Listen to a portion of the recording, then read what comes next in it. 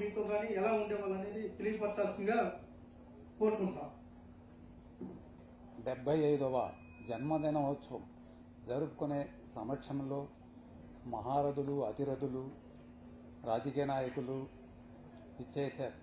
చాలా శుభ పరిణామం. నారావారిపల్లిలో నారా ఖర్జూర్ నాయుడు, నారా అమ్మಣ್ಣమ్మ దంపతులకు పుట్టినటువంటి మొదటి సంతానం నారా చంద్రబాబు నాయుడు. నారావారిపల్లిలో ఆయన ఆ నారావారిపల్లికే ఒక కళ.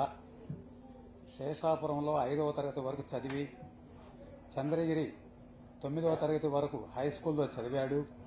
నారావారిపల్లిలో ఆయన యొక్క బాల్యంతో మేము పాలు పంచుకున్నటువంటి విధానం ఎలా అంటే, ఆయన నడుస్తూ అందరినీ నడిపిస్తూ ఆ వయసులోనే శ్రమదానం చేయాలి మనము అనేటువంటి ఒక విధానంతో ఆయన నారావారిపల్లిలో 10 మంది పిల్లల్ని, పెద్దవారిని అందరినీ చేకూర్చి చాలా హుందాగా నారావారిపల్లిలో ఒక కళ తెచ్చినటువంటి నాయకుడు మన చంద్రబాబు నాయుడు.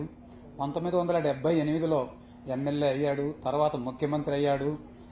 ఇన్ని స్థాయికి పోయా కూడా ఈరోజు నారావారిపల్లికి వస్తే ప్రతి ఒక్కరిని ఆయన పలకరించడం చాలా హర్షదాయకం.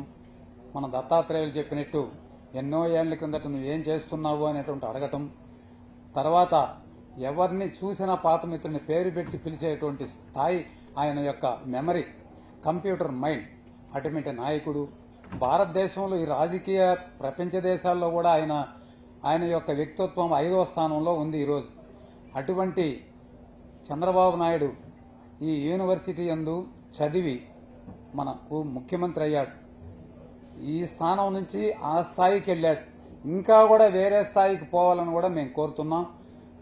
ఇంత అవకాశాన్ని ఇచ్చిన నాకు మీ అందరికీ నా శుభాకాంక్షలు.